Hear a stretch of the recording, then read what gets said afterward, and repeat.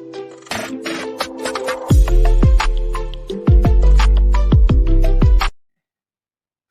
students, hope you all are doing well. I'm Supreet Kaur, welcomes all of you on our YouTube channel Smart PT Tricks. First of all, I would like to thank all of you for your love and support. And today I'm here to announce that now we are arranging our online classes again. For some circumstances, we were not arranging online classes and we got some complaints from all of you who are interested. But now we are arranging online classes on time, especially reading and speaking modules. And if you are interested, you can contact us on the number given below, as our contact preferences are changed now. And again, I would like to thank all of you from depth of my heart, because with your love and support we are reaching here. And keep supporting. From the earliest civilizations, plants and animals have been portrayed as a means of understanding and recording their potential uses, such as their economic and healing properties. From the first illustrated catalogue of medicinal plants, the Materia Medica by Dioscorides, in the 1st century, through to the late 14th century, the illustration of plants and animals changed very little. Woodcuts in instructional manuals and herbals were often repeatedly copied over the centuries, resulting in a loss of definition and accuracy, so that they became little more than stylized decoration. With the growing popularity of copperplate engravings, the traditional use of woodcuts declined and the representation of plants and animals became more accurate.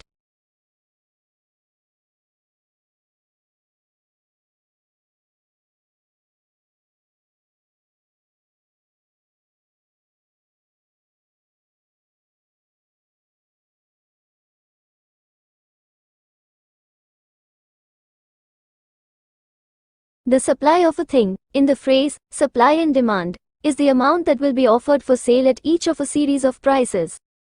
The demand is the amount that will be bought at each of a series of prices. The principle that value depends on supply and demand means that in the case of nearly every commodity, more will be bought if the price is lowered, less will be bought if the price is raised. Therefore, sellers, if they wish to induce buyers to take more of a commodity than they are already doing, must reduce its price. If they raise its price, they will sell less. If there is a general falling off in demand, due, say, to trade depression, sellers will either have to reduce prices or put less on the market. They will not be able to sell the same amount at the same price. Similarly with supply. At a certain price a certain amount will be offered for sale, at a higher price more will be offered, at a lower price less.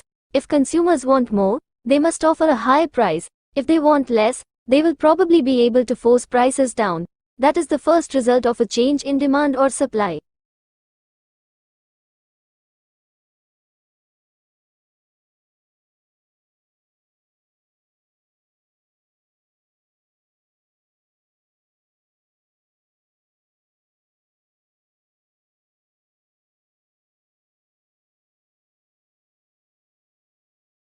Some children may need to learn to stand up for their own ideas, especially when these do not conform to those of the rest of the group. But children also need to learn discretion, so that they can judge when it is appropriate to be divergent and original, and when it is appropriate to conform.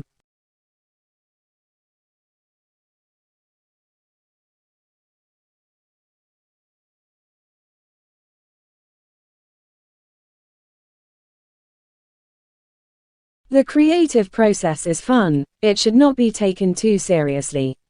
Creativity may seem like a fun, self-indulgent activity to counteract the more serious work of the classroom. But the creative process presents many challenges. It requires concentration, persistence and determination to succeed. It may in fact be a frustrating and difficult process. Creativity deserves to be taken seriously.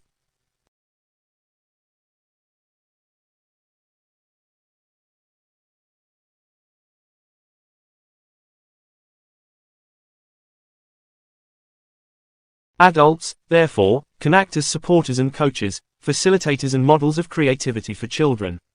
But on the other hand, adults also have the potential to stifle opportunities for creativity by being overly didactic or prescriptive. They can limit creativity by discouraging fantasy or by having low expectations about what young children are able to achieve.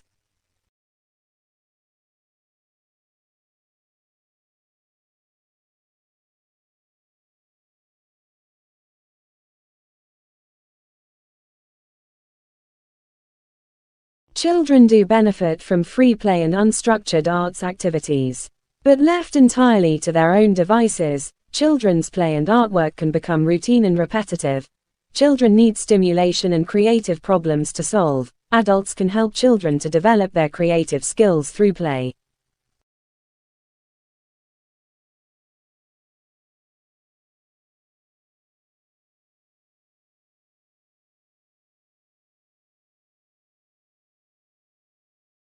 The Arts Council of England asked the NFER to summarise recent research and theory on creativity in early childhood. The work entailed a selective review of research and theory published between 1988 and 2000 and resulted in a briefing paper on the subject. This article sets out to update the earlier paper and to identify some of the principles involved in helping young children to develop their creativity in early years settings.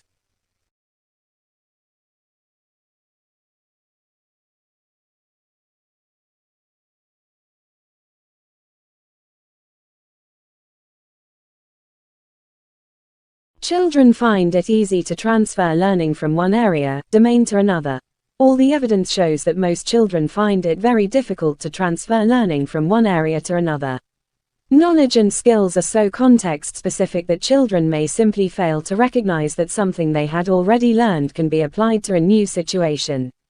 Adults can help children to make the connection.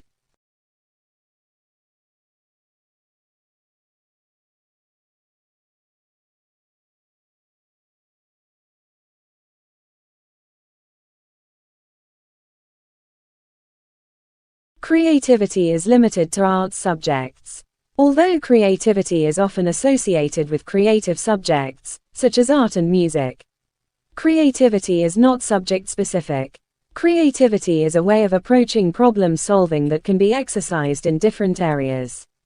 On the other hand, creativity does not take place in a vacuum. The way in which children express creativity will be different in different curriculum areas.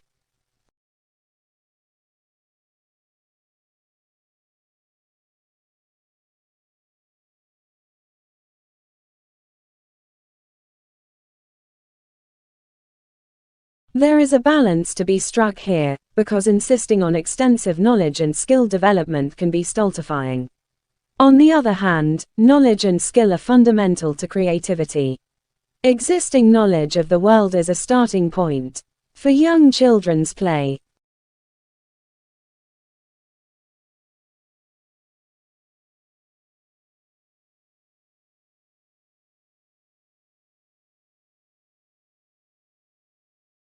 It is important to consider what might constitute originality in the work of a young child. After all, only a child prodigy could be expected to come up with something new and valuable to society. Instead, each child's creative abilities can be related to his/her personal stage of development. For example, a young child's work may be adaptive and original for that particular child and/or in relation to children in their class or age group.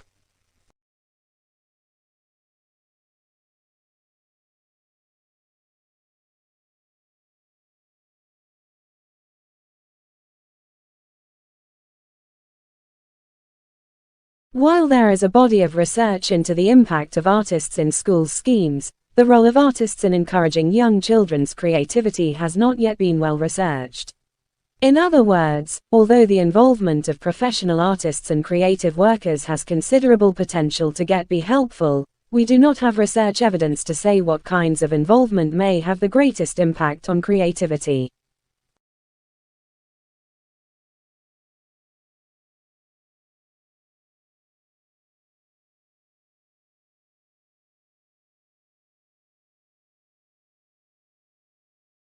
These definitions have been welcomed as giving recognition to the importance of creativity and the role of education in encouraging creative development.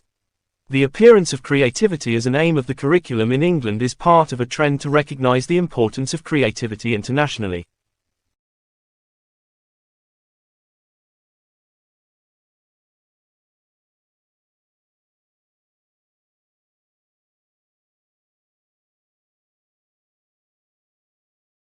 Cultivating a strong feeling of community within the learning environment. In addition, students encountering difficulties pertaining to language acquisition or cultural adjustment can access counseling and support services, which are widely accessible. These services aim to promote the well-being and academic achievement of these students.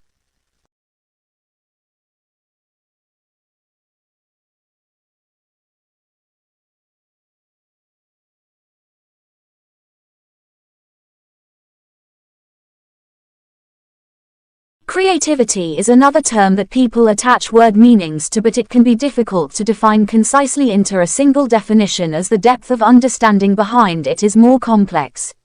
As thought-provokingly suggests, the lens in which creativity is viewed is always evolving depending on societal or cultural changes. Therefore, answering, "What is creativity?" may reflect what is valuable or relevant in that moment in time to the people or persons.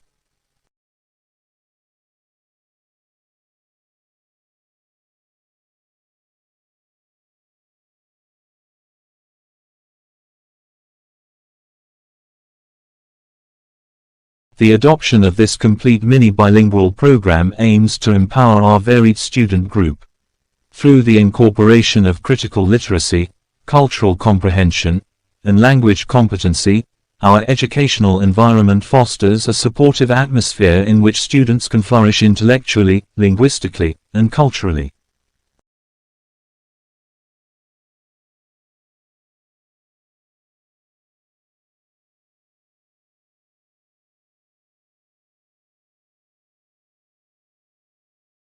Teaching and learning has the opportunity to explore more deeply into a subject which enables children to be more inquisitive through questioning and personal inquiry from the theme.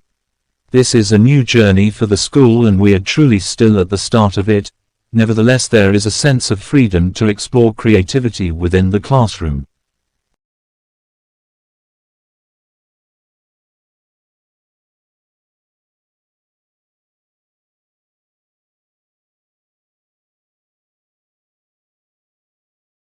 The primary exposures of the children are also ensured to be the same language speaking so that strategic mental growth can be supported. In the case of bilingual language and education, the families have the role of motivating the child for new learning processes. The development of a child's approach towards learning and the development of bilingual education is dependent on the scale to which the parents and the communities are influenced by a language.